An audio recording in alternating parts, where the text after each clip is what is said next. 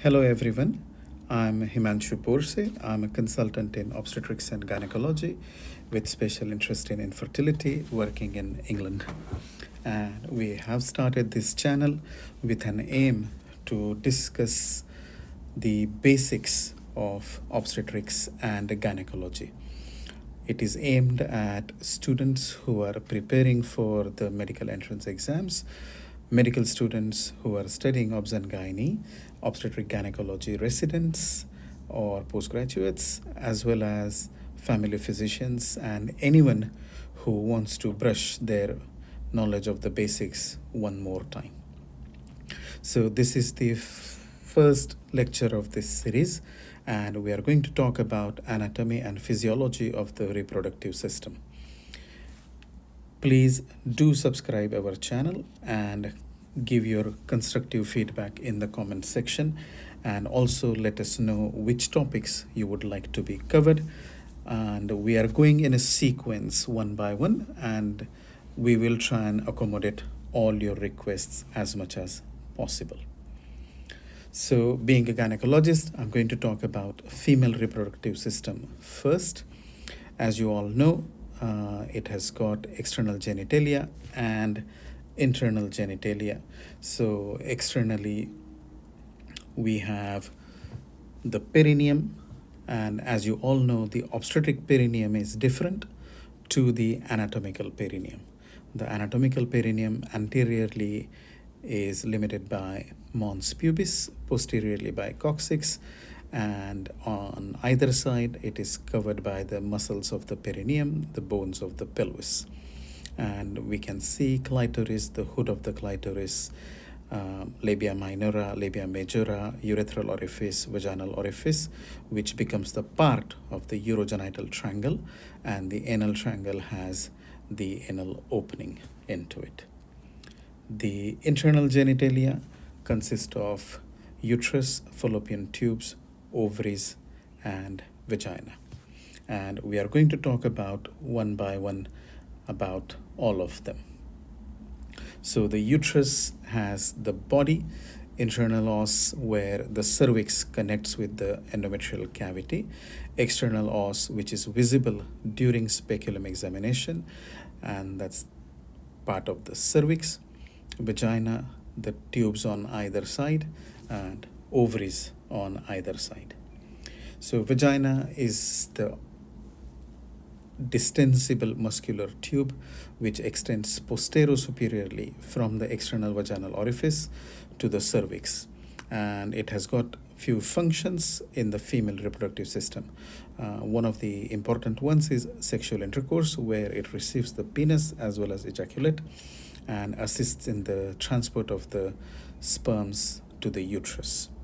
During childbirth, the fetal presenting part will come out of the vagina to be delivered, and during menstruation, it will allow the menstrual blood to flow out of the body. It's a muscular tubular structure, and its upper two-thirds develops from the Mullerian ducts. The lower one-third develops from the ectoderm, and the average length is about 10 centimeter. And the epithelium of the vagina is stratified squamous epithelium.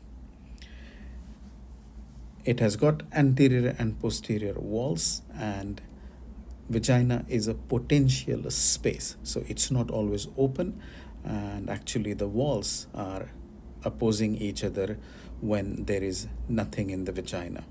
And if you look at the cross section, it somewhat looks like letter H. And when it connects to the uterus and the cervix is intervening, it creates deep spaces anteriorly and posteriorly, which are called the fornices. And the posterior fornix is a little deeper compared to the anterior one. And then during intercourse, the semen will be retained in the fornices until it liquefies for next 20 to 30 minutes, allowing for easier permeation through the cervical canal. It is also closely related anteriorly to the bladder and urethra. Posteriorly, it is connected to the rectum and anal canal, and laterally, it is related with ureters and levator ani muscles. The arterial supply is from the vaginal arteries as well as some anastomosis from the uterine arteries, and they are branches of the internal iliac artery. The venous return is through the internal iliac veins. The superior part of the vagina has drainage of lymphatics to the external iliac nodes. The middle part drains to the internal iliac nodes, and the inferior part drains to the superficial inguinal lymph nodes. Hence, it is important to examine the groins as well for any enlarged lymph nodes if you are suspecting infection in the lower part of the vagina. The innervation of the vagina is predominantly from the autonomic nervous system. The parasympathetic and sympathetic nerves arise from the uterovaginal nerve plexus, and only the lower 1/5 of the vagina receives somatic innervation, meaning it is sensitive to the pain touch, and this is via the branch of the pudendal nerve. It's deep perineal nerve. The vagina has distinct 4 histological layers, and from inside out, the epithelium is stratified squamous epithelium, which provides protection and is lubricated by cervical mucous glands, and vagina itself has no glands. The next layer is elastic lamina propria, which is a dense connective tissue layer, and because of that, the papillary projections can be seen in the overlying epithelium, as well as the larger veins are located in that layer. The next layer is the fibromuscular layer, which has got circular as well as longitudinal layer, and the adventitia is a fibrous layer which provides additional strength to the vagina and also allows it to bind with the surrounding structures. From subfertility point of view, it can cause issues when the vagina is absent, which is Rokitansky-Kuster-Meyer-Hauser syndrome. Vaginismus is where a woman is unable to achieve penetration, mostly because of the psychological reasons, and a rare entity of seminal hypersensitivity. Other pathologies are like vaginal fistula, where there is a communication between vagina and its surrounding organs. Most commonly, they have been caused by prolonged labors in the past, but with the advent of cesarean section, these are becoming less and less common, but we are still seeing them, and they can also be the result of any post-op complication, mostly because of the trauma from the surgery as well as cauterization of the tissues. When there is a vesicovaginal fistula, it's abnormal communication between bladder and the vagina. Urethrovaginal fistula, where there is an abnormal communication between urethra as well as the vagina, and rectovaginal fistula is where the abnormal communication exists between rectum and the vagina, and fecal matter can enter the vagina. The next organ is uterus, which develops from Mullerian ducts. It has got endometrium, myometrium, and perimetrium as its layers. The blood supply is from the uterine arteries, which are the branches of internal iliac arteries. And as we've seen before, it is divided into 3 parts: fundus, body, and cervix. The embryo implants in the endometrium and establishes the vascular connections, which would later develop into the placenta. The myometrium contracts during labor to push the fetus out, and after delivery in the postpartum phase, the uterine muscles will constrict and go back to the pre-pregnant stage. The cervical mucus plug is formed mainly with the effect of progesterone on the cervical mucus after the conception, and its main function is to protect the pregnancy from vaginal flora and any ascending infections. When the Mullerian ducts do not reabsorb properly, then it leads to the congenital Mullerian anomalies. And as you can see, a normal uterine cavity has a triangular shape. When the horns do not fuse, it becomes didelphys, and when it is partially fused, it becomes arcuate. In the unicornuate anomaly, only one horn develops properly, and the other one is either rudimentary or poorly developed, and sometimes it can be communicating or non communicating. And when the reabsorption is incomplete, it leads to bicornuate uterus and septate uterus, and they could be complete or partial. The other uterine pathology which can lead to subfertility is polyps. So, polyp will be an exaggerated growth of the endometrium, which then turns into a structure like a skin tag. And depending on their location and size, they can either lead to subfertility or irregular spotting. So, they could be sessile polyps or pedunculated polyps. And when they arise from the cervix, they will be cervical polyps.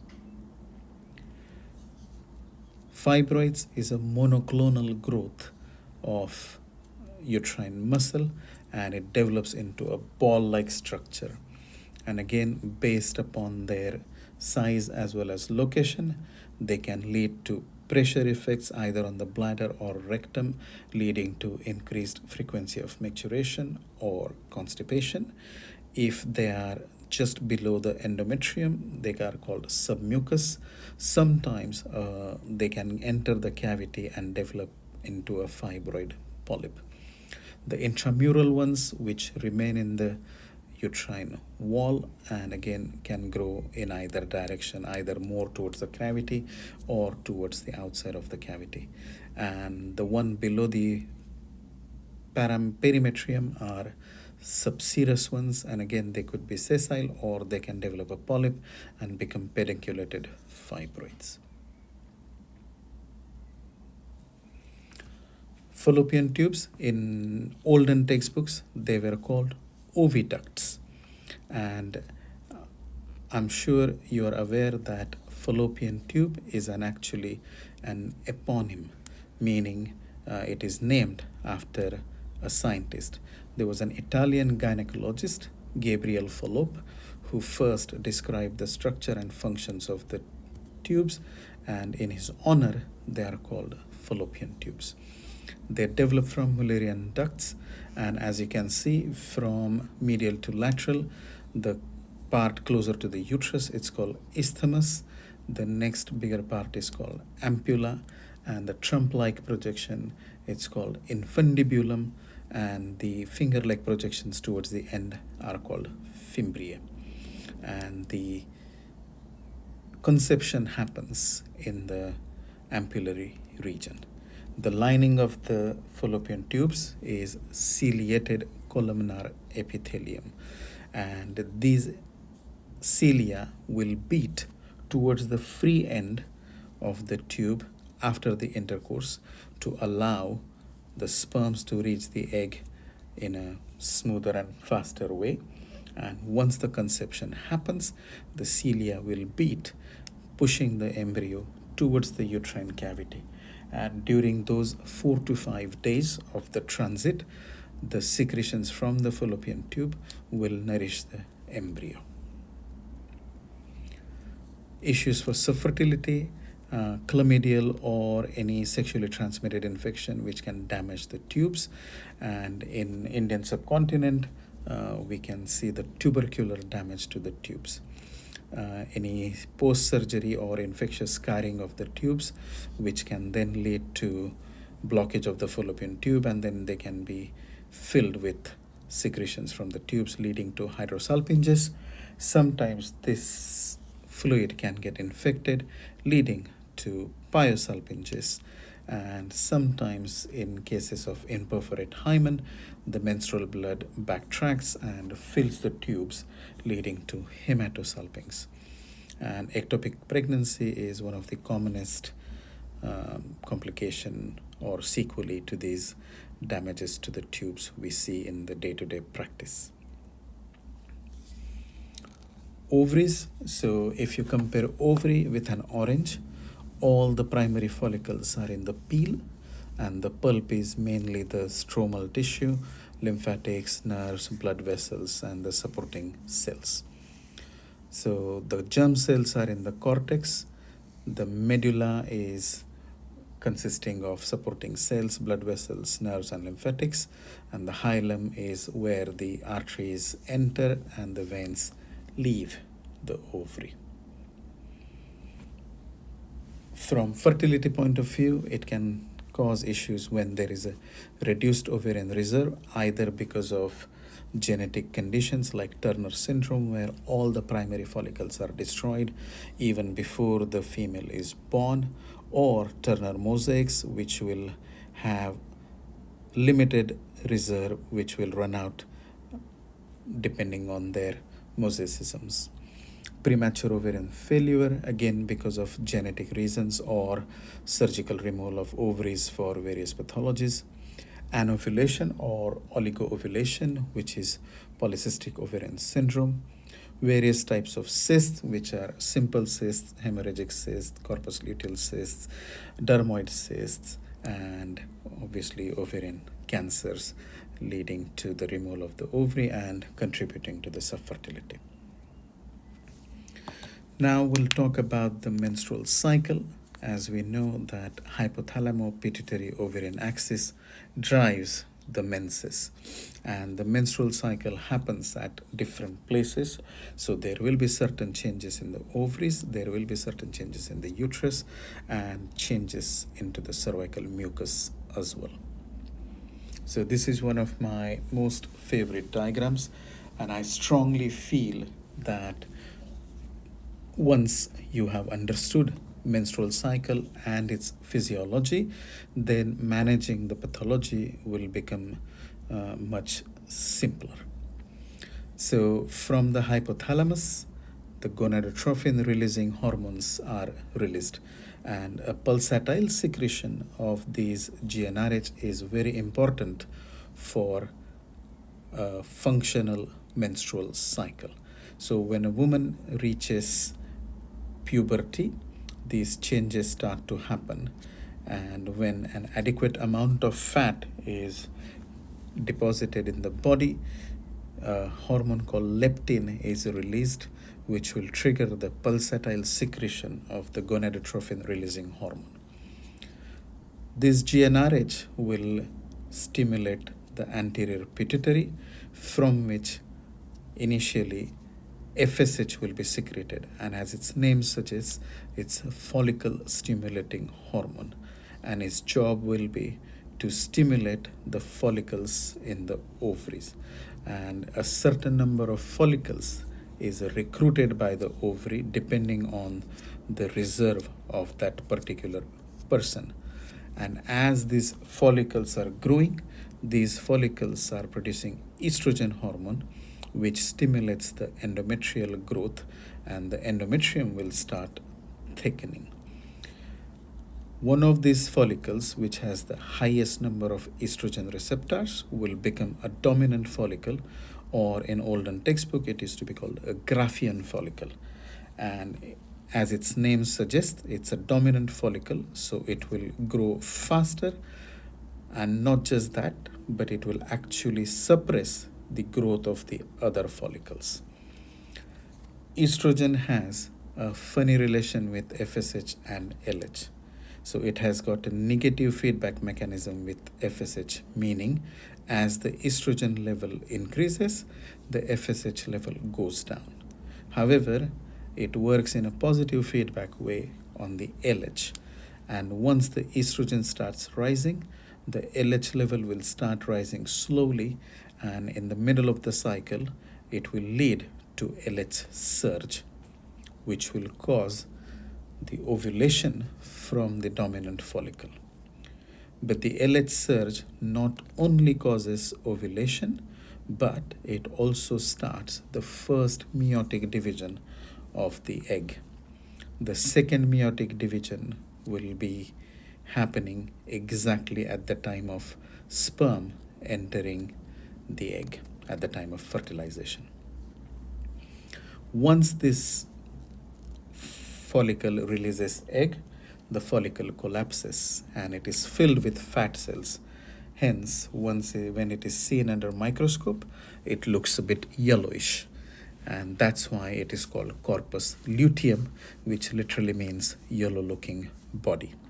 And this corpus luteum starts secreting progesterone. And this progesterone will increase the secretions from the endometrial glands, allowing endometrium to be ready to receive the embryo should conception happen. And this corpus luteum comes with a finite lifespan. So if the conception happens, the brain gets a signal, and brain would allow corpus luteum to continue functioning until placenta takes over. However, if the conception does not happen, after its lifespan of roughly 12 to 14 days, it dies and becomes atretic, and it will be seen as a white scar tissue under microscope. Hence, it is called corpus albicans, which literally means a white looking body. And when the corpus luteum dies, the estrogen and progesterone levels drop, and that will lead to the vasoconstriction of the vessels in the basal layer of endometrium, which leads to necrosis of the top two layers of the endometrium, and the menstrual cycle starts, and whole cycle will repeat itself. Recently, a nice study was published which looked at almost 600,000 real life menstrual cycles recorded on the various apps. And as you can see, depending on the age, the duration of the cycle varies anything between 27 to 30 days, but the variation could be anything between 4 to 5 days. The mean bleeding days range from 3.7 to 4.2 days, and the cycle length variation could be anything between 2.3 to 2.9 days. Contrary to the popular belief, what we used to think, or when I was in medical school, we were taught that one tends to ovulate in the middle of the cycle, but the studies of these cycles show that actually follicular phase can be quite long, anything between 14 to 18 days, and the luteal phase is around 12 days, meaning if we assume that everyone has a 28-day cycle, so women are actually not ovulating at day 14 but closer to day 16.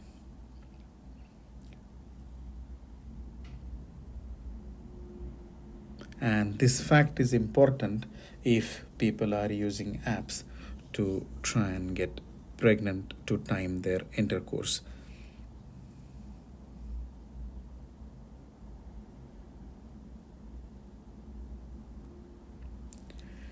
So I hope you enjoyed this lecture.